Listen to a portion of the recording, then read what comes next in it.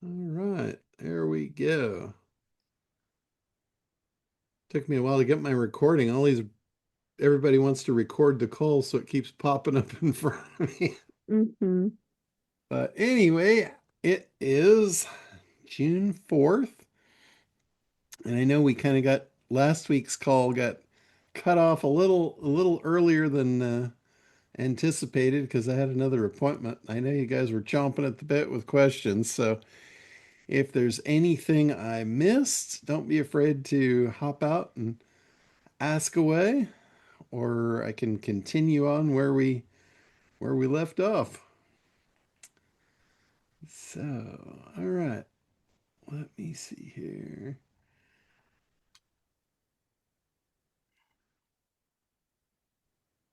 Just looking through a couple of things. All right. So, anybody got anything you want me to start with, or should I just dive right in? Dive, Dive right dive. in. You're hearing passion. Dive. All right. So, you guys know I've been playing around with my website and redoing it and letting AI do the bulk of the work. And it's kind of euphoric in a way because of all of the work that it's doing and what it's doing. It's also somewhat frustrating because you get the agents, I don't know, it's like we think that because you have an AI, they never have a bad day. Well, I got to tell you, these guys have bad days too. So that is just something that I have been learning. And I was on a roll. I had this one agent I was working with, and we were totally on a roll. And then all of a sudden, I came in the next day, and I think it had to have been a different agent. There's no way it was the one I was working with. But you don't know, they're not named or anything. When you're working with agentic, uh, typically you have a chief that you're talking to, and then he sends out the work orders and everything gets done. And it's really amazing. But man, yesterday I had this one guy, or I don't know if he's a guy or what, an AI, and he just was not on his game. And we went back and forth almost all day just to produce like three web pages. And normally, that's maybe a one-shot prompt and then maybe a cleanup prompt. And you're done, 10 minutes and you're in and out. But I swear I went back and forth with this agent all day and he never did get it right. And anyway, I wound up firing him. Fired him, started up a new one, and that seems to fix it up. So if you guys are having a bad experience with AI, it doesn't matter which one you're using. You could be using ChatGPT, Grok, Perplexity, Claude, whatever. If they're not in sync, you don't want to fight it. And it's just like Gwen was on last week and she was having trouble with her Kartra. And it was specific. Her problem was she was having trouble with an opt in box. And I went in, I logged into her Kartra account, I tested it. It didn't work for me either. And I could not for the life of me figure out there was nothing that she did wrong. I looked at all the parameters, all the settings, everything, and it was like, this thing should work. So what I did, I didn't touch the current opt-in box that wasn't working, but I just went over to the side toolbar and I added a new one and just, assigned the right opt-in form to it, published it, and the damn thing worked, no problem. Right next to the identical one that did not work. So, there is unexplainable glitches in this whole IT world. And I have just come to the conclusion that you just don't want to fight them. I don't know about you guys, but I'm not on the level where I can go in and diagnose AI code to figure out where they're off and fix them. So I have come to the conclusion that, You just ditch it. If it's not working, it's not worth fighting. You can redo it so much quicker. So Are you saying the three finger salute still works with AI? I think it does. So just wave the salute and be on your way. But but yeah, I mean, I burned an entire day yesterday. And I just should have I knew better. I absolutely knew better. And I've found this many times. That wasn't the first time in Kartra either. There's been stuff, and it's usually when somebody's using a template, like a Kartra-based template, they have a lot of hard coding in them. And sometimes you'll add something and it just won't jive with it. And, like I said, I don't have the ability to go in and decode all that stuff and figure out where the bug is. So you just flat out delete whatever the problem is and just rebuild it. You can rebuild just about anything in Kartra in a matter of a few clicks. So it just isn't worth the headache to try and fight it. So hopefully that will eliminate somebody's pain somewhere along this journey. But yeah, especially in AI, if you have an agent that is not exceeding your expectations, there's no reason for that. There's no reason that you should not be getting spectacular results out of your agents. I've even found that like style, like if you're trying to design graphics, and this even goes in the Quantum Suite. Even my tools, they're the same. They're AI tools. So if you're in there and you're trying to get an image the way you want it, and it's just not doing it, just go ahead and close it out, and then just start it up again. Start up a fresh one. You'll get a different agent. Jim, go ahead. You had a question? Yeah, when you say fire the agent, do you just send a prompt saying you're fired, get me somebody else in the same platform, or do you go to a different Well, LLM? you can absolutely do that, and it will make you feel better. It won't do anything beyond that, but it will make you feel better. So to fire an agent, literally all you have to do is just close the chat. By closing the chat, you've killed the agent off. Okay, gotcha. So what you want to do is you just literally Just close the open a new chat. project. Oh yeah, open a new chat or project, or depends on which platform you're in. But yeah. Now, in some of the platforms, they can cross-reference previous conversations. And I had one of these where before I closed the chat, this is another thing that you can do. You can take your knowledge or your chat, like you might have been working with this agent for a week building something, and there's a lot of real gold in there. And then the agent, just went to shit. But there's a lot of gold in what you did with them while they were working well with you. So what you can do is you can say, can you make me a document that that basically outlines the project, everything we've done to this point, everything we haven't done yet, and what we learned along the way. That is a golden prompt.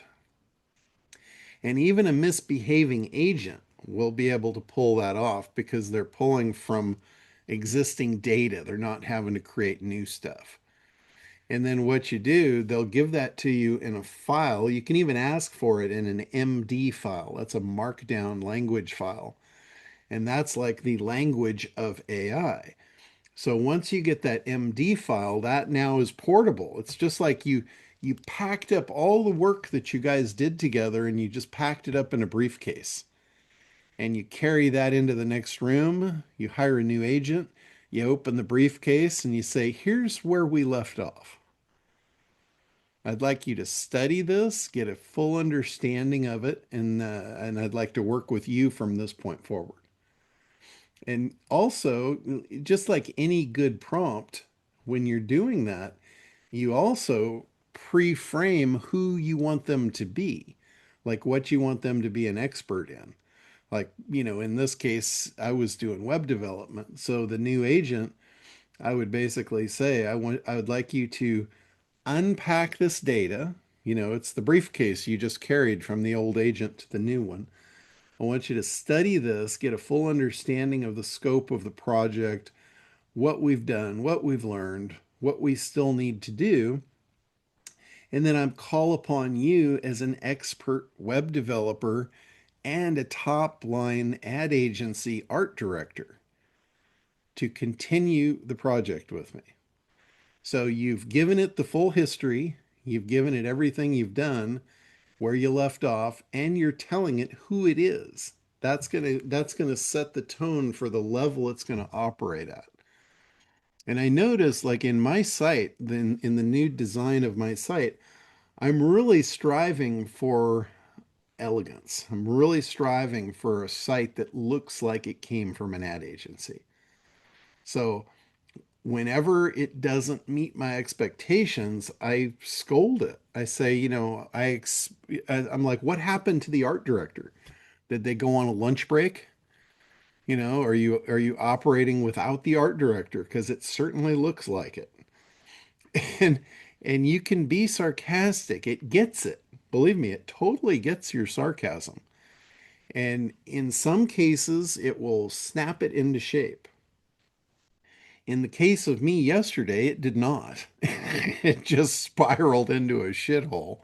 So, and that's the case, if it's broken, don't try and fix it. You're not going to be able to fix it. Just close the chat. But like I said, before you did, have it pack up the briefcase for you so you can go traveling.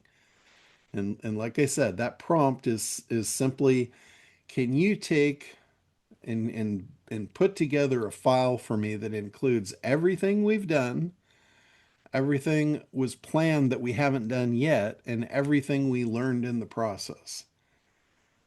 Because it builds a lot of skill sets as it's doing your work, and you don't want to have to recreate those. So, like I said, it'll package that up into an MD file, that's markdown language. And that's like, it just handed you a briefcase with all of your work that you need to take to the next location. Close the chat. You just fired that agent by closing the chat. Open up a new one and hand it the briefcase. Let it study up and hope for better results with your new outsourcer. So it's really cool stuff. Now, the other thing I started in on, and I really didn't have time. I got cut off short last week because of the other appointment I had, but it had to do with SEO. And I know I've been doing WordPress sites for quite some time now, and SEO is easy and it's not. It's easy because you got a bunch of plugins. You've got plugins like Yoast and All-in-One SEO and Zagio and all these third-party vendors that create SEO plugins for WordPress. But for me, like coming from the old school, I know truly what good code looks like. I know what like building SEO from the ground floor up looks like. And that was one of the biggest problems in WordPress was the dirty code. And there was a couple of people that were actual coders back in the good old days, let's say, and they did experiments on WordPress. And WordPress always ranked fairly well. And it wasn't because of the code, it was because of the content and the way it structured the files. It was almost like it would silo things.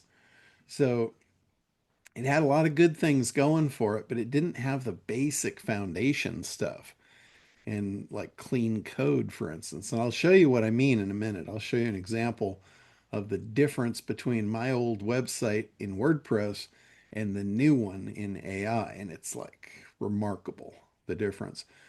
But this one guy, it was another Daryl. It wasn't any of our two or three Daryls that we have here. It was another Daryl, and he was a coder. He was a hardcore coder, And he did a raw experiment on three different WordPress sites. He had built two versions, two identical versions of three different websites, and he put them on subdomains. So everything was equal. All things literally were equal. So same domains, same subdomain formats, everything. The difference was the A site, there was an A and B site three wide, three side by side. So the A site was straight up WordPress with optimization by the typical standard plugins. So it was like what you would get if you were to build a WordPress site and optimize it using the off the shelf plugins. And he monitored the results across all six sites. And the three sites that were WordPress optimized, they did fairly well. They did like expected. And then he took the other three and he cleaned the code. He literally went into the code of WordPress and he cleaned it. And this is not something I would do or recommend because I'm not a coder and it wouldn't be any fun at all. But he did it. He went in and he spent the time and he built clean code inside of WordPress. And the difference in the SEO was like night and day. The results just like staggeringly better on the clean code optimized WordPress sites.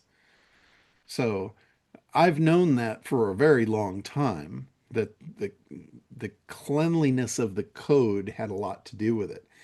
And the reason being Google isn't like Google's not a human. Google is a robot. The robot is looking at your site trying to figure out what it is. And it has to decipher between all the lines of code where is the content. So if you think about that, think about it from a human perspective. And a robot's just more effective, but it still has to do the same work. So just look at it from a human perspective. If you had a website that had 100 lines of code and 10 of them were in the top, 10 of them were in the bottom, and you had 80 lines in the middle that was all your content. That would be pretty easy to understand what the site was about, right? You'd get to it really quickly, you'd figure it out really quickly, and you'd be pretty certain. You'd have a pretty high level of certainty that you were correct in your assumption of what the site was about. That would be pretty much baseline. Now, you pull up another site that technically looks the same to a human, but it's got 1,000 lines of code. And in the head, it's got 250 lines instead of 10. So you got to dig through 250 lines of gobbledygook to try and figure out what's this site about. Then you get into the body of the thing and you got the same gobbledygook wrapping around every piece of content in the whole freaking site. And you're just like, how do I like figure out? It's going to take me a long time to like sort this all out and figure out what this site is about. So, in essence, you're not making it easy. The machine rewards you making it easy. That's the whole point of putting schema codes in, to give the machine a high level of certainty of what the site is about. So on one side, you're doing good things, and on the other side, you're pouring a bucket of trash over it. So the good that you're doing can be offset by the bad code. So does anybody like know what I'm referring to when I'm talking about this code stuff? You guys ever seen like the HTML of a website? So I'll show you. I know some of you have not, so I want you guys to see very clean and clear what I'm talking about here. So I'm going to share the screen. So this is the new site and it's up, it's live, it's available to look at. I did keep the old site. It's kind of a bare bones. Some of the images are broken now because they're not live, but this site is up on a staging server, so I still have access to it. Now, I want you to, when you go in here into any web page, literally you can be on any web page, you can right click and you can go down to view the page source.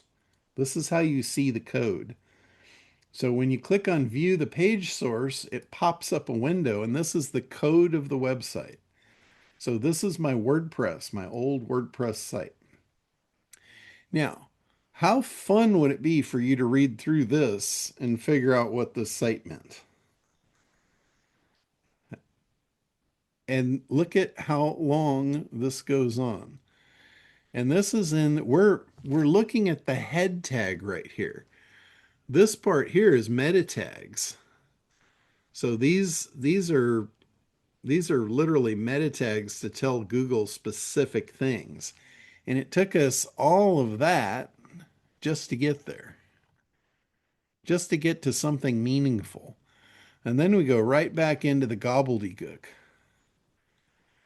And what all this stuff is all this, it's all the coding of the style that makes the website look like what it looks like.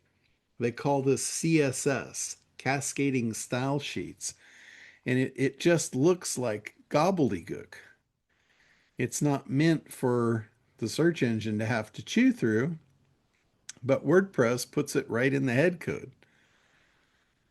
I mean, I'm scrolling and scrolling and scrolling all this. So the search engine literally has to read through all this crap. And this is broken into an image here. Let's see, just keep going and going and going. So when I said, 200 pages or 200 lines of code, I was being generous. This was a hell of a lot more than that. But we're not even to the content yet.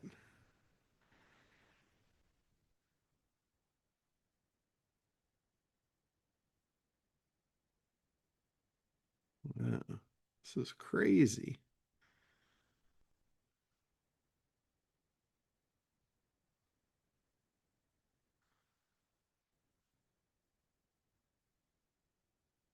Okay. So this is like the end of, I think it's the end. No, it's not even the end of the head tag yet. Jesus. We're still in the head tag. We haven't even gotten to the body yet. And these are still all CSS things.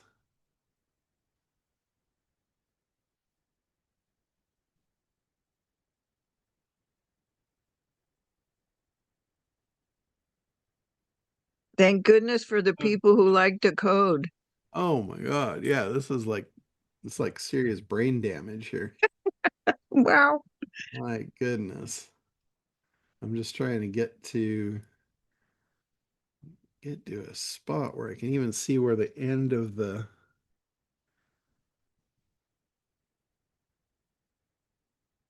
122. Okay, here it is. Line 122. That's where the body starts. So the actual viewable content of the website starts here with this body tag. So yeah, here Is this this your is new site, John, or your old site? this is the old site. Okay, So so I thought. this is the end of the head tag here, and this is the beginning of the body. So we had to go through all that other crap just to even get to the body, and now look at the body. The body is the same stuff. It's like, where are the words? Where is the content here? It's hidden inside all this stuff. So when I talk about dirty code, this is what it looks like.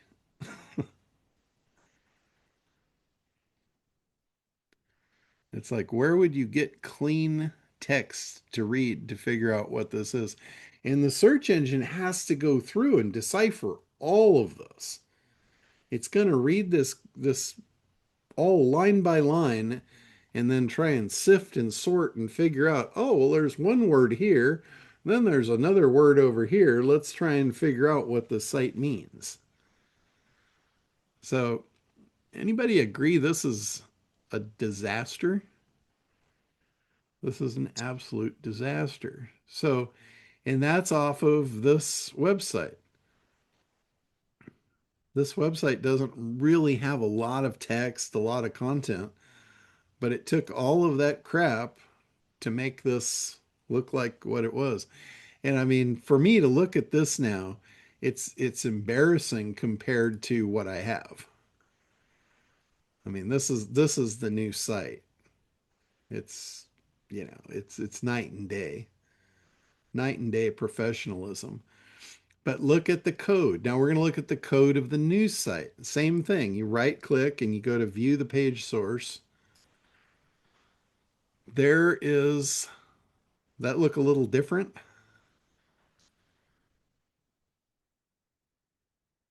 Everything is clean and tidy. And there's the end. There's the body. That's the end of the head tag right there. Nice and easy. Everything is just clean and simple. It's easy to understand what all this is. Like these are the schema codes defining the legal name of the website, the name of the website, the ID, the type, it's an organization, the logo, the description. I can look at this and I can understand what all this stuff is. It says founder, what type of founder? It's a person, the name, John Limbacher. The title, founder and CEO. John, I'm not going to say that I know anything about coding, but my websites, I just looked at all three of my personal websites, and they look like your second version here, not your first version. This one here. Okay, so you And I don't know code. you probably have some plugins that are cleaning it up, which is a good No, well, thing. no, it's I'm wondering if it's not that Beaver builder. I'm Um, wondering if it's my it builder versus your builder, and it that could be. It could be right. it I could be wrong on that. it could What do be. you Yeah. use, Tim? I use Optimized Press, Yeah, it and could but Never like be. all my code, I'm shocked that my code looks almost as clean as your HTML code. But I then expected mine to be just like yours. I really did. Yeah. yeah, it might be. It might have a lot to do with the builders. They're building a lot of junk in there. But then Yeah, here, that's true, um, and it's just I mean I was shocked. I'm like, oh my god, I'm gonna make myself look really bad. I'm gonna go check this out, and I'm like, wait a minute. but it's Mine looking looked like like John's original. yeah, it's looking like, all the links are here. It's all Hmm. clean, and everything is labeled. Like this right here. See this code right here. That code right there means this is a comment. This is not going to be seen visually in the website. It's a note. It's a hidden note. And for those of you that are doing SEO, if you want to stuff content into your site and not mess up the look and feel of the site, you can use this code to put hidden content in that the search engine can absolutely see and read, and it will. And it does not discount it because it's a note. It takes it all into account. So if you ever want to hide stuff, you can do it like this. And then at the end, you put this as the end factor, and that's in anything in between those two is a note to the developer, readable by the search engine, not visible to the human viewer on the website. So that's a little trick right there where you can hide content inside to manipulate the search engines. So that's and you'll see there's notes all over here. Like this is the hero section of the site. So if I want to go in here and I want to change something or edit, I can find it all very easily. Like here's the root selector, the movement number 2, and I can find these. The movement number 3, the act editorial feature. So super easy to find. The story teaser. So that's what clean code looks like. Very easy for the search engine to consume this, understand it, and value it. John, do you think the mess of code from your old site could be because it's been around for 25 years and you've done several revisions on it? Not really. It's not legacy code. When you're doing stuff in WordPress, it's replacing things. It's not like leaving behind a bunch of garbage. Hmm. But like all of the this new site has a massive amount of CSS in it. I mean, massive amount. But it's not written into the page. It's referenced right here. See the CSS bundle? There's the note. There's the note. This is the CSS bundle, and there it is in that file.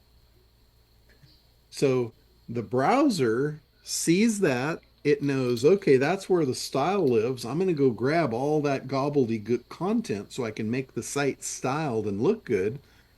But the search engine just has to skip over that one line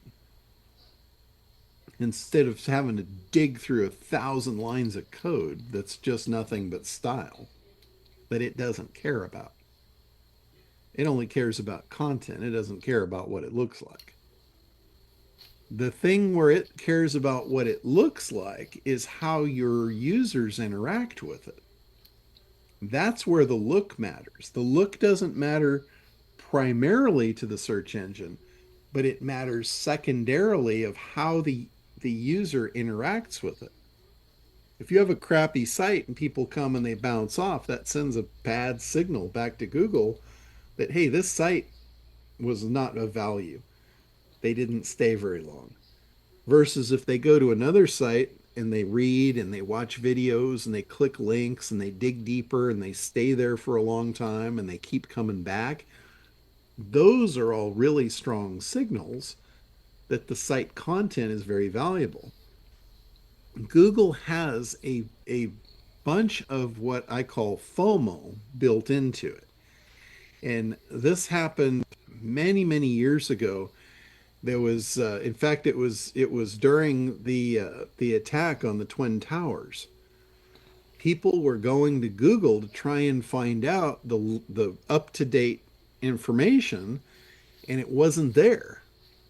Google didn't have the content, and it was that factor of all those people asking the same thing at the same time that should have been a key trigger to, hey, this is important, this stuff needs to go to the top, and it failed. So after that, it had a built-in FOMO trigger to where if something is hot, if users are interacting with it, we need to pay attention to it. So that was where that trigger originally came from inside of Google. And that's where it kind of clued me in on the need for site pop. We could create those signals with the site pop software that we built. Because like a new site, if you have a new site and you don't have anybody that knows about it or goes to it, it's impossible for you to create that FOMO for Google. So that's what site pop was for. It was to send those signals to your site in an artificial way, or from an artificial source, but from a very human way that it couldn't tell the difference. We actually used real devices, real users' devices to do the signals. So we were able to create what Google was hungry for, literally out of thin air. So, Kevin, go ahead. Hey, John, I was, sorry, I was driving on the way over here, so I had to shut my mobile down. I missed the first couple of minutes. I was hoping that you were announcing, and maybe I'm premature. Well, I haven't got to that yet. I know where you're headed. Okay, but I've got a meeting at 3 or top of the hour, so I just wanted Okay. to make sure I was here Gotcha. um, when it happens. So that was the only question. Okay. Well, that Okay. that will be next up. We'll see All what right. Richard's got up his sleeve, and then we'll move on to that subject Awesome. matter. Thank you. Me too. Where's the beef, John? Where's the beef? The beef is on the grill now. It's sizzling. We actually got our payment gateway up and all of that stuff. So what I'm going to be looking for this week is like three people that want to get in on a beta. And I know, Kevin, you've got one of the slots, so there's two more. But I need people that are actually going to use it for a real purpose, like need it right now for something. And I know Kevin has a particular use with with creating the voice agents and all that stuff, which I have not played with yet. So that's going to be real high value for me to have somebody working on that to figure that out. So, John, what is the it? It is Sorcerer Air. Oh, okay. It's the Gotcha. new agentic product. And it's really, really good at a lot of different things. One of them, if you need like video, if you need like long video, like real video, like you want to create, like I'll say a motion picture, you want to create something really spectacular, it's really, really good on that stuff. I've been using it for some graphic things, some web stuff. Um, it's just been amazing at everything I've tried it with. But it does run credits. It runs on a credit based system. So it's a platform fee plus credits for operation. Um, so you've got to be prepared to pay for the credits for the usage of it. So so John, would it work for creating training videos? yes, Okay. absolutely, All right. absolutely. So So anyway, anybody that is interested in it, send me an email with like your use case of what you're thinking about, and I'm gonna basically be working with whoever I choose on this. But I'm gonna probably take three unless there's like more really solid case studies that you want to use it for. But send me that email today, and then I'll send you guys access and get you in and get you cooking. But it's really cool. If any of you are interested in it, and maybe you don't get in on the first round, but you are interested in it, let me show you where that is here. We'll share the screen again. So the new site, the Internet Dominators site, if you go to the products tab, you'll see Sorcerer Air, and you'll go to our beautiful Sorcerer Air page, and get early access will put you on the list. So this is a Kartra opt-in. So anybody that gets in here, when we do the official, well, it's going to be an official soft launch where we'll let anybody into it. We'll probably be doing that hopefully within a week or so. So if anybody wants in on that, on the second phase, so we're going to do this first phase. I know the last few times I've done the second phase rollouts before the first phase rollouts, and I usually pay the price for it. So I want to do this one in the proper fashion Hey, with John. a couple of people that I can work very closely with and dial it in if it needs to be dialed in, and then roll it out to the group. Yeah, go ahead, Randy. Uh, because I've missed a lot of sessions over the last several weeks, I have just two questions because I'm listening in. The first question is on your new website, are you suggesting that I'm a little confused about, are you saying whatever it is you've done with your word perfect site, that we ought to be changing our word perfect site somehow? No, no, the WordPress is what we were Or talking about. WordPress, I mean. Yeah, no, no, not necessarily. WordPress is it's the right solution for most people. Okay. It's still the right solution for most people at this point. All right. So if we have this SEI product that you gave us, you said once it's up, we don't have to do anything. Is that what I Correct. remember you saying? Yeah, yeah, Okay. correct. So that's helping us be found easier. Yes. Yeah, Okay. the AI optimization product, it's called Optimancer, and it's a Right. WordPress plugin. So it goes into WordPress and it adds the codes in there that you need to be visible for AI. Okay. All right. And And then so once with it's in there, the plugin keeps monitoring the site. Every week it'll rescan your site. If there's any changes, it automatically updates them for you. okay, great. And then Sorcerer Air basically is when you go to your site, is there a explanation video or something like that so we can catch up so I can catch up on what that is? I Yeah, don't want to wait. there's some information on that page that I just showed you. If you go to Okay. Sorcerer, it'll give you kind of like the main case studies of it. But it's like it's agentic AI. And I think Pam asked in the chat if it replaced quantum. It's not a replacement for quantum. Okay. Quantum is a different suite of AI tools. What quantum is, it's a suite of GPTs that are pre-programmed to do certain things within the ACT program. Right. So if Got it. you're trying to do, like, if you want just, a suite of tools that's dialed in for you as somebody that's working with the ACT program and building your own marketing campaigns, Right. the quantum suite is made for that. Okay. Got it. Now the sorcerer is agentic AI.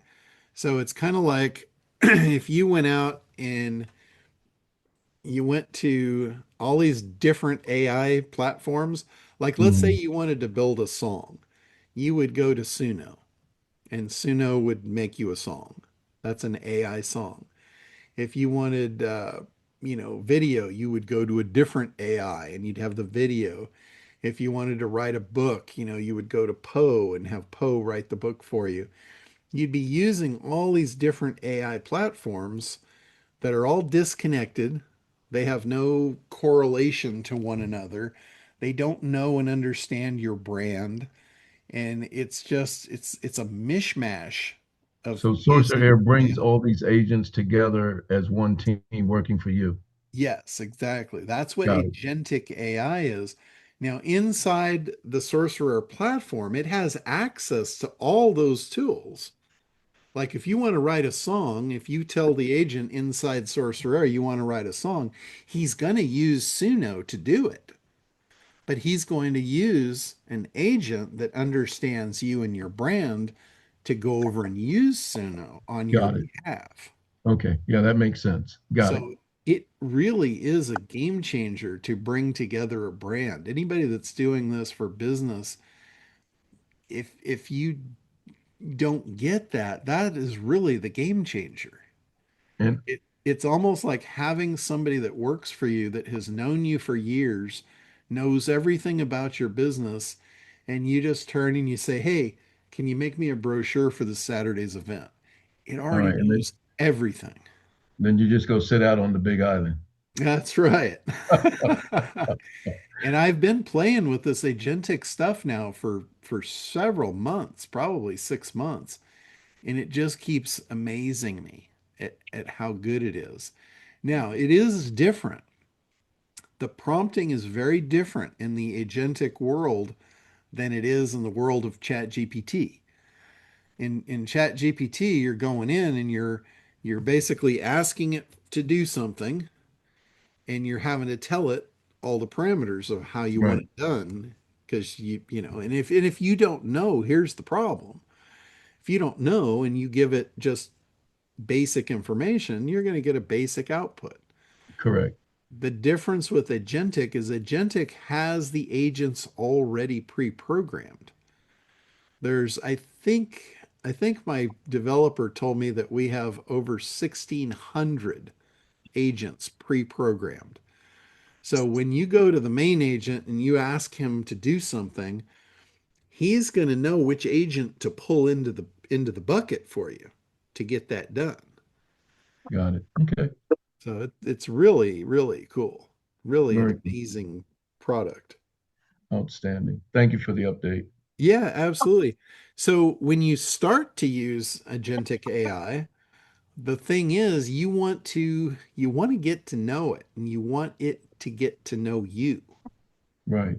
And and that's what I started off with. I started off with uploading a knowledge base that was all of my history, everything. I gave it Hmm. literally everything. And the way I did it, for me, it was fairly easy because I've been doing these weekly calls for 20 years and I had all the recordings. So Brady took all the recordings and he compiled all the recordings into text. He had them Wow. all transcribed. So we literally had thousands of pages of me talking on this call for 20 years. That's a pretty good way to get to know me. It would have heard all of my stories, all of my experiences, everything all the way back to childhood. Because I've shared, there's nothing I don't share with you guys. Yeah. Whatever you ask me for, I'll go back in history and dig up, where I've had experience with that and share my experience with you. So it had all of that in one bucket. So I came in with a wheelbarrow and said, "Here I am. Here's who I am. I want you to dig in here and figure it out." So it did, and I'll tell you that's where the smash and grab marketing campaign came from because it knew my background. When I was describing the new product of Optimancer and describing, what it did and that I needed to get positioning in the marketplace, it actually came back to me and it said, "Well, you are one of the best people on the planet for SEO. We should leverage that and use that credibility to get you a foothold in this market of AI," which, I mean, technically, I'm brand new in the market of AI optimization. I don't have a background in that. Hmm. So it used my current background that I did have traction in, and it brought that forward. And then it knew the stories of the diamond thief. When I was on Perry Hmm. Belcher's stage back in 2010, and it recommended that we call the campaign the smash and grab, to make it easy to get new clients. And it's almost like you're able to legally steal them right out from under your competitors. And it's describing this whole thing, and I'm like, wow, that's awesome. I love it. Let's do it. So it created that whole thing. And then it said, um, we could do, when we do the promotion, when we sell Optimancer, it said if you were to write a book and you tied in all of your knowledge and your experience of how you got here and why people should trust you, we can tie it into all your other products. And we can basically precede people with a desire to buy more stuff from you. So that's what the five diamonds hidden in the book are. Each one of those diamonds attaches to a product that I have for sale. And they're like gemstones. So as you're going down this one path, you're picking up all the gold along the side of the road as you take the path with me. So I was just like, holy shit, I never in my life would have come up with all of that. It was an absolutely brilliant marketing campaign. And I got to tell you, there's just no way in God's green earth I would have come up with that on myself, by myself. Yeah. I wouldn't even have come up with that with help. All right. That's But this thing, I mean, to talk about a brainstorming tool, once it gets to know you, it's incredible. It is absolutely incredible. It also, I had it look at the ACT program. I said, here's all the lessons, here's all the transcriptions, here's the whole ACT program. I want you to take a look at it, give it a deep dive, analyze it, come back and give me your thoughts on it. And it did. came back and it said, wow, this is a life's work, but it's missing a couple pieces. And I'm like, oh, well, I'm all ears. Tell me what I'm missing. And it did. It gave me a couple of the formulas from different marketers, throughout history. Um, and I was like, wow, those are great. I said, where would you see those fitting in my sequence of how I teach the ACT program? And it told me right where to plug them in. Said it goes right in line with this. It'll make the next step easier. And I said, what do you think about the training just overall? Also, I know you think it's good. I know you think it's valuable, but what do you really think? And it came back and it said, I think it's a little dated. And I said, well, I think you might be the perfect person to bring it into the 21st century. That's funny. That's funny. I mean, I'm having like this conversation with it as though it's a real person. And and it went to work and it redeveloped the entire ACT program. Now, I've been just flabbergasted by the volume of work that this thing has done for me. I told it, I said, I got too many irons in the fire. I'm going to lose my mind here if we keep going at this pace. So let's set the ACT program aside, put it in a box. Let's not forget about it. But I need to move on to Optimancer because I have a deadline. I have a live event I have to put on with this thing, and it's 3 days from now. And I had not started to build a thing. So in 3 days, it came up with the whole Optimancer, the whole smash and grab, the webinar, the opt-in for the webinar, the follow-up email sequences, the sequence for the promoter to promote it, like within the last couple of days, because I was running late on everything. And then we did the live webinar. I presented the live webinar and I didn't go by its script. It gave me an actual precision script to go by to deliver the webinar. And I didn't tell it that I have a very difficult time reading aloud and staying on track with that. Like, if you want me to look like a bumbling idiot, just give me a script and send me up on stage, and I will look really bad. So I don't do that. I don't go by scripts. I know my stuff.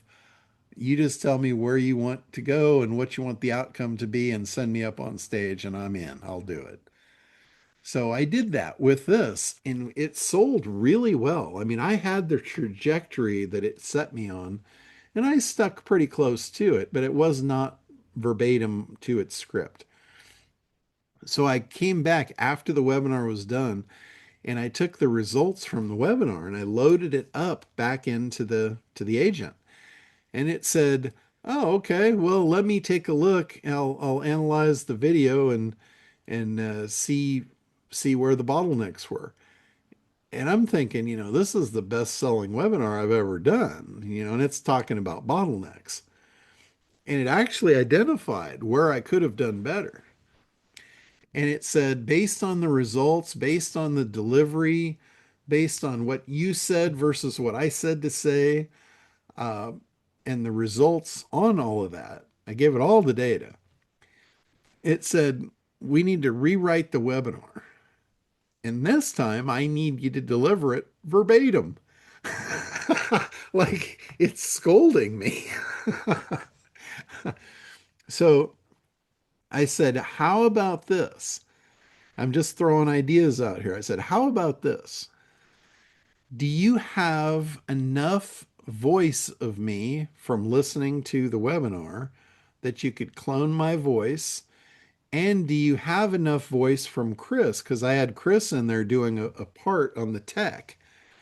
I said, do you have enough of Chris's voice to clone his voice as well? And I know you already have Becky's voice, so you've got Becky's voice. How about we do an evergreen webinar and you do the whole thing? You bring Becky in to introduce me and Chris, position us. Then you do me as me to deliver your script verbatim, We pull Chris in to do his part, and then at the end we pitch it back to Becky to do the close. How about that? Because I'm not a closer. I'm not a hard closer. I've never been comfortable with that. But Becky doesn't have any problem with it. She'll come in, point out all the highlights, and say, you're an idiot if you don't do this. I can't get away with that, but she can. And so, anyway, it did that. It did the whole freaking webinar and put it up as an evergreen. So then we went to work packaging all the marketing materials around the evergreen webinar thing. And I got to tell you, it is just absolutely stunning what it did, what it came out with. I think I showed you guys before, but let me go back to share here and I'll show you what I'm talking about here. If you go up to affiliates, it's got campaigns for each product now. So if we go to Optimancer, this is the affiliate page for Optimancer. Now, Becky is here to tell you why you should promote this. So I don't have to pitch. You don't have to read this to find out if it's for you. You can just click the button, and in a couple of minutes, she's going to tell you why you want to promote this. She's going to tell you, if your audience is this and this is the right thing for you. And she just lays it out. We've got the stats here. We had a 41.2% close ratio on our live event. That's the best I've ever had anywhere. It's got the commission structure. It's got a checklist for all the stuff that you need to do to promote. It's got the messaging guides. It's got oh, this is a recommendation. This is actually one we just put up.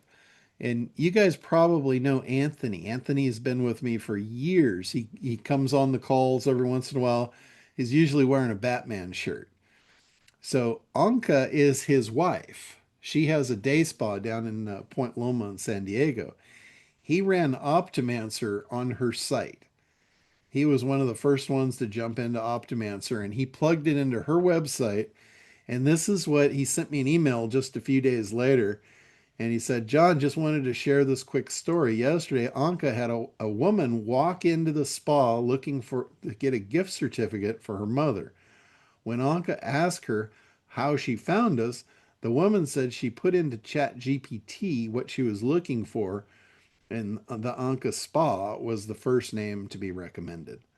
And he says, Optimancer for the win. And he said, without me fully optimizing it, it still works. So I'm like, that is awesome. And you guys that are using this, if you've got stories like this is absolute gold for me. I would love to share these stories with people.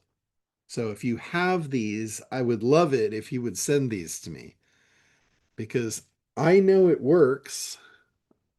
Other people don't. The proof is gold.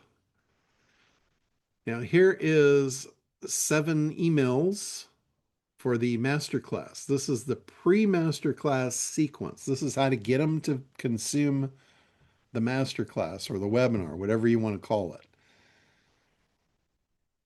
Here is post masterclass, the follow-up. These are emails that you send after to make sure that they buy. Here's social media posts. And to get these, all you have to do is click on it and it'll open it up and you can just literally copy and paste this stuff into your social media. I mean, all the work is literally done for you here. So this is an affiliate dream come true. Here's Facebook meta ad copy. If you need to run Facebook ads or you want to run Facebook ads, the copy's already done for you. Here is downloadable resources. You can download all of this stuff, the case studies, the marketplace listings if you want to list it in a marketplace. Let's see. Here is the complete package. You can download the whole thing in one shot. It's a zip file. It's got everything everything in it that you need. And then we've got even Becky social video posts. You could literally use Becky to promote for you. And these are short. These are just little short posts. So I'll play one here. Someone once asked Don Limbacher why nobody had heard of him. And do you know what Perry Belger said? You don't hear about the best diamond thieves because they never get caught.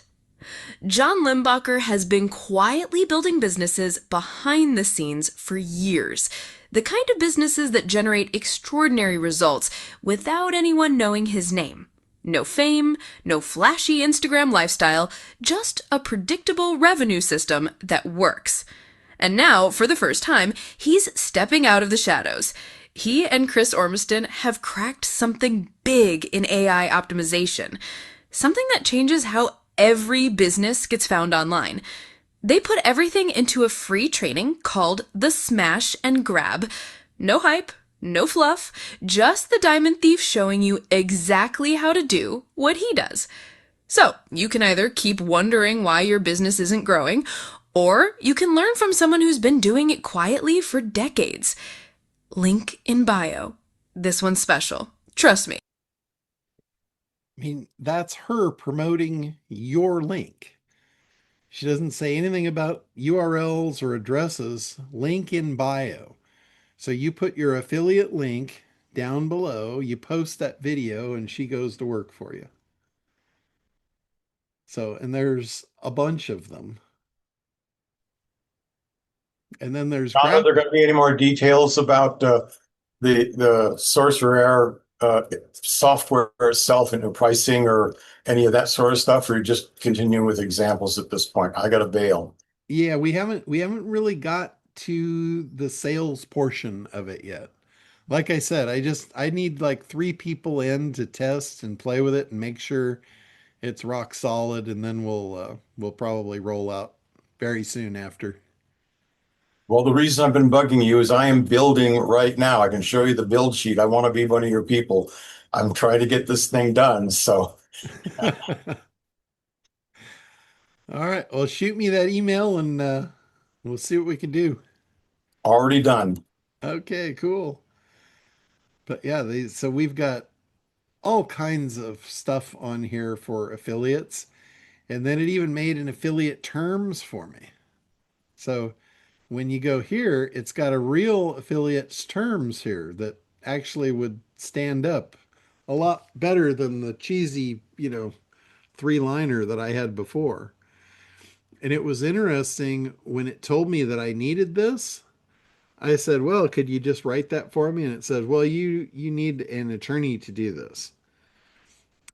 Because it didn't want to do legal advice. Just like any AI is trained not to do legal advice. But what I said was, "Okay, I will do that.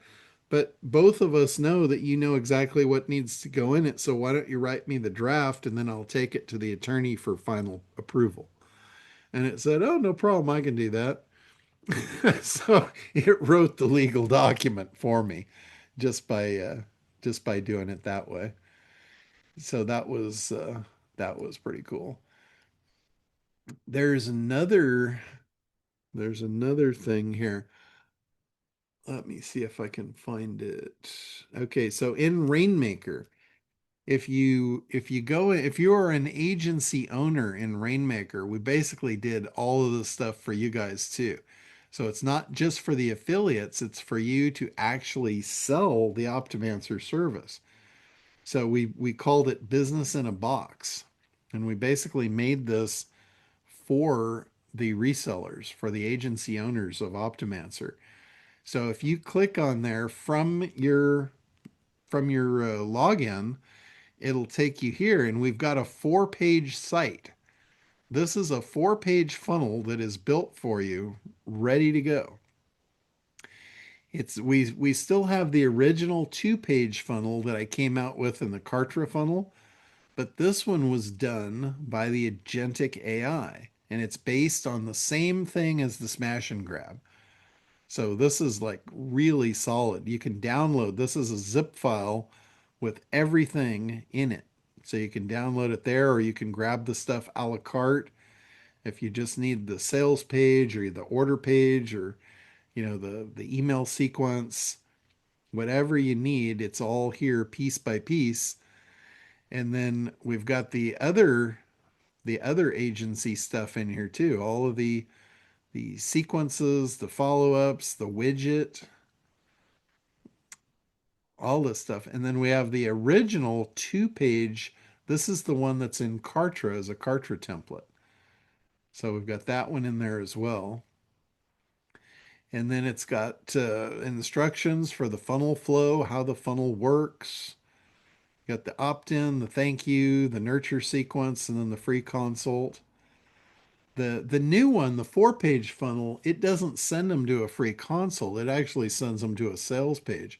And the Becky videos are there every step of the way to walk them through from introduction to sale. So this literally has everything that you need as an agency owner to sell this. So you can see the volume of work that this AI pumped out in a very short time frame. I mean, I'm sorry, John. Where is this located in? this, if you go into the Rainmaker suite, like if you're Yeah, an I'm in there. agency owner, you'll have the Rainmaker suite here under Optimancer. You go to the white label section. All right, I was just looking at that and I didn't think I saw new stuff, but maybe I didn't go down far enough or something. Yeah, go to the white label section and then go here to the prospecting funnels. Oh, okay. All right. And under the Brilliant. prospecting funnels, you can click there and it'll take you into this back end section. Got it. My bad. Thank you. No, no problem. And it's got a lot of stuff in here. We're going to be doing another Zoom call, me and Chris, because Chris has done a tremendous amount of stuff on the back end of the actual software to clean it up and just really dial it in, because we found a lot of stuff that needed improvements. So he's been working on that for the last couple of weeks. I've been fine tuning all the marketing and stuff so we can really push this thing out and start promoting it. So it's all really coming together. And another thing that we are doing too, if any of you want this stuff set up for you, I've actually trained somebody in-house now that can actually do the installs for you if you're on Kartra. I don't have anybody for Go High Level yet, but I've got somebody that has Kartra experience, and they can set up your funnel in there if you want. They can set up even your widget. They'll set up the widget in the funnel and all that stuff for you. So that is, and you can actually see an example of this if you go up to services, and it's the AIO done for you services. This is the funnel. I set it up for myself as an example. So this is the 4-page funnel that you would get. Obviously, you wouldn't have my navigation up here. I set it up under my brand. But you got the Becky video here, basically selling you on the fact that you need to test your site and figure out if your site is AI compatible. And it's got all the info here, multiple buttons to check your site for the visibility. We put the testimonial on here. So when you go through here and you do this, you check the site. I'll just do it here so you can see how it works. I'll put in.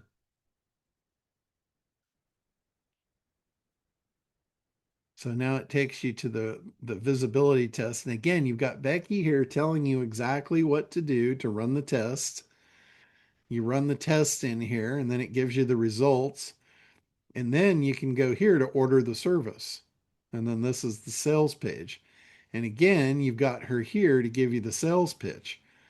And we've got a founder's deal at $497 to set up, and then you can lock in the $97 per month for life. You guys, obviously, you can set the prices however you want, but I would strongly, like, having done this work for the last 30 years, I would strongly recommend that you have a setup fee and then a monthly fee. The setup fee is never a refundable thing. So there's no refund on a setup fee. What you do is you tell them you got $97 for the first month that's included in the setup fee. So if they want a refund, you're basically refunding them $97, not the other 400. So that covers you for that. The other reason why you want to do a setup fee, why you don't want to just do 97 a month, if somebody comes in at a low monthly fee and there's no long-term commitment, because I don't recommend you do long-term commitments. If they just come in at the low price and they don't have any skin in the game, they're going to pay that 1 month, and then the second month they're going to question it. And by the end of the second month, they're going to cancel by the third month. I can almost guarantee you that's going to be your experience. If they put $500 up front, they're making a decision they want to do this and they're going to stick to it. So they will probably stick for a very long time. And I know it sounds weird, but it's human nature. If it doesn't cost them anything to get in, they don't value it and they're going to fly. They will not stick. And that's another way how you can sift people out who are serious. You don't want people that just want to dip their toe in, right? That is not a way to create a sustainable long-term business. You are in business to acquire customers for recurring income. Plain and simple. Full stop. That is what you're here for. That's what this product is made for. So don't screw it up. Don't throw a wrench in the works. This is how it's meant to work. So you don't want to just take everybody. If you're taking everybody, you're working way too hard and you're not going to be successful.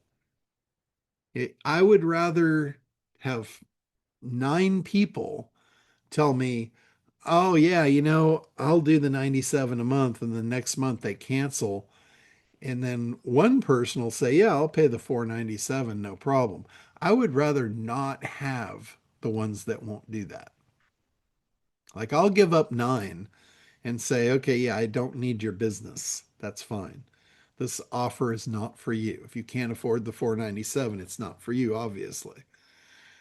Versus, and I would get one customer that'll probably be with me forever. And I avoided 9 headaches. Because those 9 that are going to cancel, they're going to be a pain in your ass right to the end of the process. And they're going to want their money back. And now you made nothing. You spent a whole month and you got nothing. So that is the way your life is going to look if you don't position the pricing right up front. So I do a lot of this stuff for you guys where I don't charge you setup fees and that kind of stuff because you're already with me. We're already along for the ride. I'm talking about you acquiring new customers, people you haven't worked with, maybe people you don't know. You believe me, this is the way you want to position it. So, One quick comment and a question, John. sure. Number one, for anyone looking to sell this, my experience is that people are willing to pay a much larger setup fee, if not also larger monthly fee. Yes. And it psychologically is more valuable to them. If That's the thing of the corporate mentality. Big difference if you're selling to mom and pops versus corporations. So if it's I just like to equate it to the value of their sale. I mean, obviously, if they're yeah, selling cheap stuff, it might not be worth it unless they're doing huge volume. But this might be the cost of one sale for them in the year sure. or something like that. Yeah, So absolutely. keep that in mind. Also, the traffic that's coming from the LLMs from AI search is more specific and higher quality than it's coming off of Google. So they've already invested some time into the prospect has invested some time into finding the specifically, perfect person to do business with. Um, Second thing, Yeah, while we're here, when you're putting your offer together and you're setting your pricing, what you can do, and I talked to Gregory about this morning because he was worried about that. He's like, "Well, how do I upsell them, if it winds up being a corporate client?" I said, "All you have to do is put a second layer that's called enterprise." So the layer that you have, you can put some parameters on it and say, this is for people with a website of maybe 20 pages.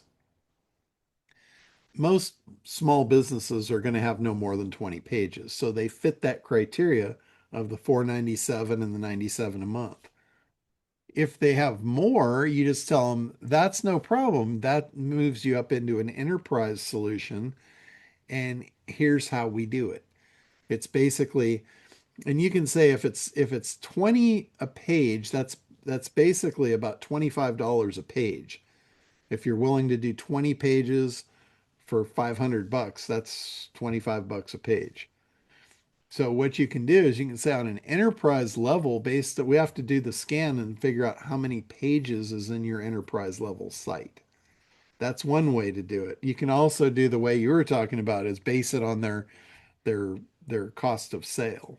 yeah, I like the tiered based on number of pages, especially if you're messing with anything outside of WordPress.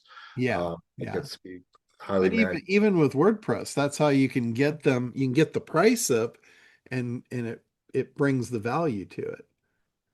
Yeah, absolutely. Hey, great job on the new funnel. I really like it. Thank you for building it. In your scenario, if they put in something that's not a WordPress site, are you manually sorting those out that they buy?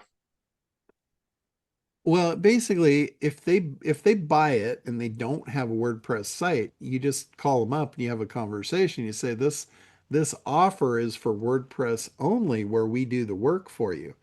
If you have a webmaster, we'll still do the work. We'll generate the Oh yeah, no, report, I mean, blah I blah was just blah. wondering what you're doing in your scenario, since I know that you don't want to play outside of WordPress, and I'm slowly coming around to that myself.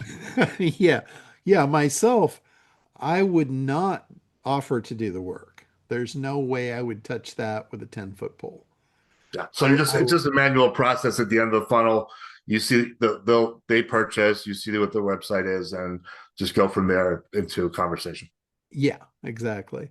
And if Very cool. if they're not WordPress and they don't have a webmaster and they don't want to do it, you just give them their money back. It's not, no harm, no foul. It's Yeah, not a big deal. And you'll probably gain their respect by doing that, honestly. So when you have something later in the future, they've already expressed that they want to buy from you and you did a takeaway. So now they're going to want to buy from you even more. absolutely.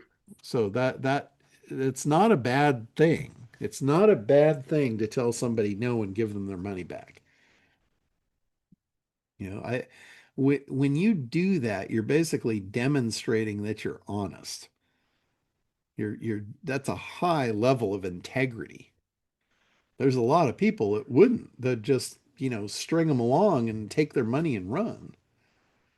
Believe me, there's a lot of people in the marketing industry that have no problem with that. They just throw so many hoops out in front of them that the client would never be able to fulfill, and then they just got free money. Hey, John, just on that point, what would you do, say, for example, some big corporate site did pay the add the cart the bought it at 497 and they're sitting there, they've paid for $97 a month, right? Uh-huh. Even though you mentioned in the copy that this is only for 20 pages, right? And then you realize after they've got a 500-page site. What do you Well, do then?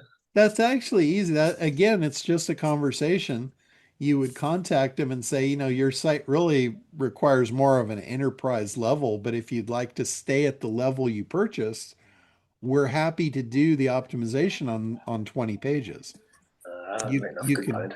you can choose which 20 you'd like us to do it on, or you can upgrade and we'll do it on all of them. They're not going to want just 20 done. They're going to want all of them. Sure. So Hey, that's a John, speaking of really that, easy upsell. speaking of all that many's in there, when I did it on my personal site, because I got over 1,000 blog posts, it tried to do like came up to like 7,000 pages for me because of the fact it took categories, it took lists, Yeah. it took all that stuff, and like so I mean you select in there which ones you want though, right? Yes, you can select which ones you want. Now, the thing is, if you're just doing it for yourself, there is really no extra cost for it. You could just have it, do the whole thing for you. I understand that, but mine was the test for when this happens Yes. Oh, yeah, to a yeah. client, so I'm prepared as to how to Yeah. handle that. Yeah. I was kind of shocked with that myself. When I ran it on mine, I'm like, what the hell? I don't have that many pages. And then I started looking at them, and I had no idea that WordPress created all of those different assets. It's like they make your site look like it's massive. That probably back in the day was one of the things that Google liked about them. Like, oh wow, this site has a lot of content. That's probably why I beat the Eagles at their own keyword for 3 months straight. So, so yeah, that's and you don't have to like force a little mom and pop, if they've got 50 pages or 100 or whatever, just do it for them. They fit the category for that price level, and just do it for them. But it does give you, that thing. Like if somebody comes in and they're like, "Oh yeah, I'm going to buy this for my big multi-trillion dollar corporation and take advantage of these guys." You can just go back and you say, "Yeah, well, it really only covers the first 20 pages." So you can either tell me which 20 you'd like, or we can upgrade you to the enterprise where you should have been to begin with and get you where you need to go. And a lot of times, these bigger companies, they don't want the cheap. They really don't. They do not want to buy cheap. And this is from the top down. Like if you're talking to the business owner himself, he's got ego. He always wants to buy the best. He wants to be a showboat. If he's going to invest in getting found, he wants to be found. He doesn't want to buy the cheap be found. He wants the bulldozer. Now, if it's a bigger company, that same mentality goes down the ladder through the food chain throughout the company. Like the guy that is running the ad department, he might be the one that's you're selling it to. His boss is the owner. So he knows if he buys something cheap and it doesn't work, the owner's probably going to frown upon him pretty hard. So he's not going to want to buy the cheap either. He wants to look good. That's why he's hiring you. So if he thinks he buys the cheap and it doesn't work and that looks bad on him, and the owner's going to say, "Why did you buy that one? Mm-hmm. Why didn't you get the one that was the enterprise level?" He doesn't want to have that conversation. So cheap in big business really isn't a good thing. Well, it's sometimes is why you don't sell them on price, you sell them on features and what they need. Mm-hmm. It's like I had the one guy came to me for a website for a business concept that will never freaking work. But I still agreed to do his website for him, and then he went, "Well, how come SEO is not working?" I says, "Because nobody's searching for what you're selling." Yeah, I've had that. He didn't want to hear that, so anyway, yeah. Yeah, Well, yeah, you and I have talked about another one like that, and yes, Tim just finally went bye-bye, and they're gone. Did I ever tell you about the father-son greeting cards? No. I had some guy, he came over and he was a friend of my neighbor. My neighbor sent him over, and he's got this big idea. He's going to quit his job, and he's going to cash in his 401k accounts and go in business. And I said, "Oh, well, cool. What business? How can I help you?" He starts telling me his idea about creating these gooey father to son greeting cards because the father doesn't know how to talk to his son. And I'm like, "Dude, there have you done the market research? Is there people that actually want that?" And I said, "First of all, they're not going to know it's even available. So you're going to have to educate the world that this is even a thing. I said, that's not something, that's a more of a movement. That's not tapping into, a running river. I said, for you to create a movement, you're going to spend a lot of money. I said, if this thing is even a thing, take it to Hallmark and sell them the license for it. Let them build the audience. Let them spend their $1 million budget to create an audience. You don't have the money to create an audience. And when the guy realized I was right, he was in my living room. He literally started crying on my sofa. And I'm like, oh shit, I really beat this guy up to the tears. And he was crying happy because I saved him from destroying his life. He was going to spend his entire savings on this business. And he realized I was right. There was no business. He was going to wind up with no job and no money. And that's no way to go through life. Well, without the job, yeah, that's a good way to go through life, but with no money, no. Yeah, I'll take no job, but no money is something I have a hard time dealing with. Yeah, that's a tough one That's to the hard swallow. part. Yeah, absolutely. All right, Randy, go ahead. Hey, John, I got a quick question. I've been playing around with let's call it ads or whatever, created in chat and other areas. But it's these ads are a real depiction of me, but of course it saved me a lot of time. But I posted one on LinkedIn, and a little thing came up in the corner, and it says CR. And if you click on it, it's basically if you click learn more, it it basically says this was done by AI or whatever. So my question is, number one, is that a bad thing that people know that it's actually me, but still, is that a bad thing, or is there another way of creating something in AI but not being discovered that it's created by AI? Well, I first of all, I don't really think that AI is a problem. Okay.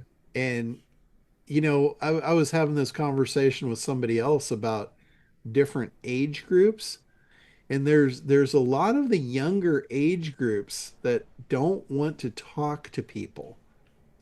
They would prefer to talk to AI. Like I'm of the age group that I want the teller at the supermarket to check me out. I don't want to go in self-checkout.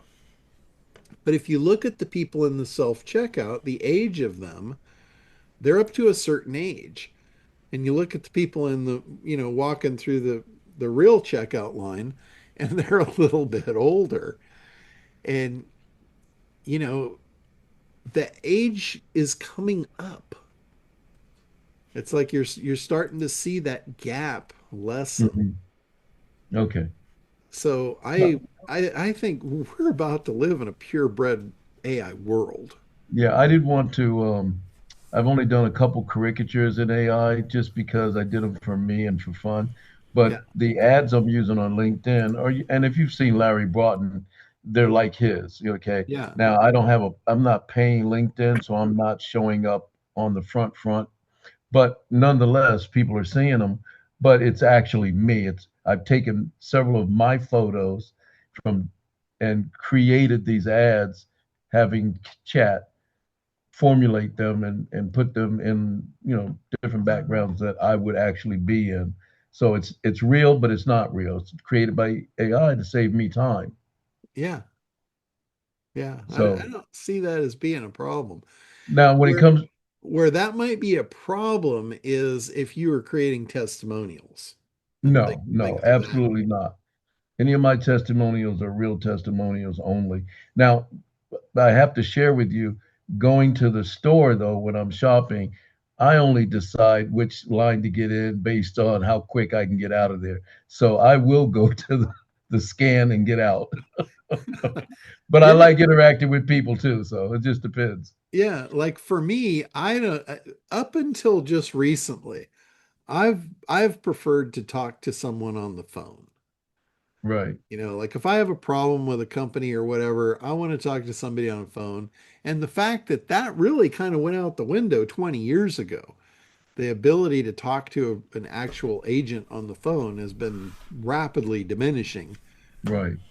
So I had a problem with Stripe. I was trying to integrate the Stripe into the Sorcerer product, and there was an issue. And I got a hold of one of their agents, and this guy did not know his ass from a hole in the ground. Yeah. We Yeah. went round and round and round, and he got me a supervisor, and we went round and round and round again.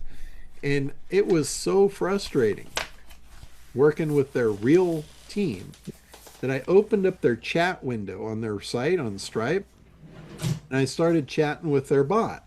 And the bot was actually helpful. The bot solved my problem and fixed Oh, it. wow. And that's unusual because usually the bots aren't that good and you're trying to get somebody. My wife just mentioned that about QuickBooks because she's moving a client, leaving a client and moving that client over. And she mentioned this morning that, this could take 10 minutes or it could freaking take an hour because if I get somebody that just doesn't know what they're talking about, Yeah, yeah. I'm And so she's so frustrated with that. and I think I got that result from their chatbot because of the way I prompted the question. Mm, And it's the same thing. When you're dealing with an AI, the prompting is everything. have to remember Even that. if you're there for help. Like I started that conversation with, "Hey, I'm having problems with your site. Here's what I'm trying to do. Here are the example URLs." Uh, and then I asked it, "What do I need to do to achieve this result?" Got it. I gave it a lot of data. I didn't just Mm, say, "Oh yeah, I'm having a problem, I need help." I gave it exactly the parameters and everything. And that makes sense. Now that makes sense. Okay. and it sent me right to the right page. And then I said, "Okay, on this page, what am I looking for? What are the steps that I need to do to get this outcome?" And it actually told me how to do it, and I never would have figured it out on my own. Because you had to click and open this thing, and then it was under this other tab, and I never would have got there. Got it. But I truly believe it was the way that I asked the question of how I got to the solution. Definitely makes sense then. Okay. Yeah, and it's the same thing. Like this is in life. The better questions you ask, the better life you're going to have. The better answers you're going to get. You Yeah. ask shitty questions, you're going to get shitty answers. Makes sense. I know that sounds stupid, but it is so true in everything. Speaking of stupid question, can you I know I've been away for a while. Could you just answer a really probably simple question in very short? Uh, Sure. I'm on Kartra and I finally taught myself with AI to get my first full complete funnel done, believe it or not. I know it sounds like I'm 20 years behind everybody, but I wanted to know how to do it myself and I struggled with it, but chat Sure. walked me through it and it took some time. So my mastermind funnel is complete and fully done. But I'm looking at this and I'm going, okay, what is the difference between having a link where I can send it to someone and it takes them right through the entire funnel versus the campaigns? What is the difference between that and a campaign? Okay, so a campaign inside a Kartra, a campaign is where you take a funnel that you've built and you're packaging it up into a portable bucket. So it's like if you wanted to do another one, like let's say you created your first funnel and you want to clone it, you would turn it into a campaign and then you would reinstall that campaign and then change it. So, Oh, okay. so campaigns is a collection of all the pieces of a funnel in one. It's like putting it all in a suitcase and you're going to go on vacation with it. Got it. Okay. You Thank you. can you can also share it. If you create a campaign and you can share that campaign with other Kartra users. Oh, okay. That's how I do that. That's how I give away free templates, free Kartra templates. Oh, I'll create all the assets, I'll set the campaign up, or I'll set the funnel up rather, and then I go in and I create a campaign, and I just check off all the assets that I used in the funnel and save it as a campaign. And then I Got can it. Okay. give that away. Okay. Got it. Thank you. So yeah, that's and you can do that in just about any system. Any system you can do that. I know Brian Delaney, he was a really good marketer. He got into ClickFunnels when ClickFunnels first came out, and he created like three really top selling campaigns. And one of them was a book funnel, one of them was a product funnel, and one of them was a product launch, I think. Or no, one was a webinar sequence and one was a product launch. And he had those three top performing campaigns, and he was an affiliate of ClickFunnels. And he basically said, hey, ClickFunnels is great, but most people don't know how to do it and they buy it and they waste all the money and they never get what they want. I actually have spent the time to figure it out and have built converting campaigns. And if you buy, ClickFunnels through my affiliate link, I'll give you all three of them. And he said, in fact, I'll even give you a fourth one that I built for you to be an affiliate and for you to give these away and run as an affiliate.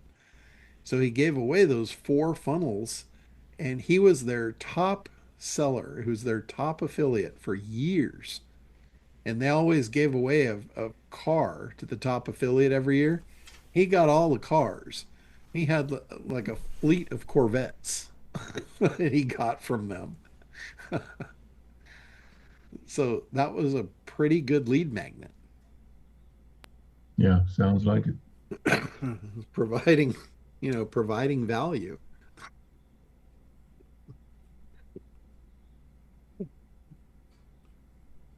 And, we were talking about recurring income.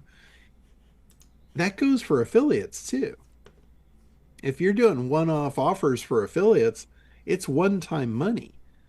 If you're doing offers where you're going to get paid forever, you want to make sure they keep paying forever. So, like, if you give them, like for Brian Delaney, for instance, he could have got probably just as many people to buy into ClickFunnels if he gave them, one of his other lead magnets. But they wouldn't have stayed. The reason they all stayed and kept paying him month after month was he actually gave them a funnel they're running their business on. Once they're tied in, it's like selling somebody a website that is a starter website that they have to put their content in, and they're never going to do that. They're going to pay for that for about 2 or 3 months and then know they're never going to do it and they're going to stop paying for it. Versus you putting up all of their content and all their customers are going there, and you build a membership site in it for them that people are paying them. They're never going to shut that down. They're going to pay you forever. Figuring out how to provide value long term that they cannot say no to is the way you want to structure and build your business. Creating things that they need to survive and they need to thrive. Like teach somebody how to build a membership site that people pay them so they can thrive, and you will thrive right alongside them. That's the way to build long term. So, all right. Well, anything else? Any other things you guys can think of that you want to cover? I'm sure that everything else I got to think about will come to me in about 6 minutes after you end the call. Always works. I just wanted to speak that because there's a ton of people in here that I'm sure it happens, and you all are like, Yeah. Well, I got mine out today. Janie, does that or do you resemble that remark? Yes, sir. Very much. I always love that one. I resemble that remark. Yeah, Oh, that's cool. that's a good one. Thank you, John. Good one, Tim. Absolutely. That an all ashore, Captain? All right. Well, that's it. That's all I can think of for you for this week. We covered a lot of ground. Hopefully some of it was useful anyway. Absolutely. Absolutely. Thanks, John. All right, guys. Well, have Thanks, a great John. week, and we'll see you next week. Take care, everybody. Bye bye. Thank you, John. Thank you all. Bye.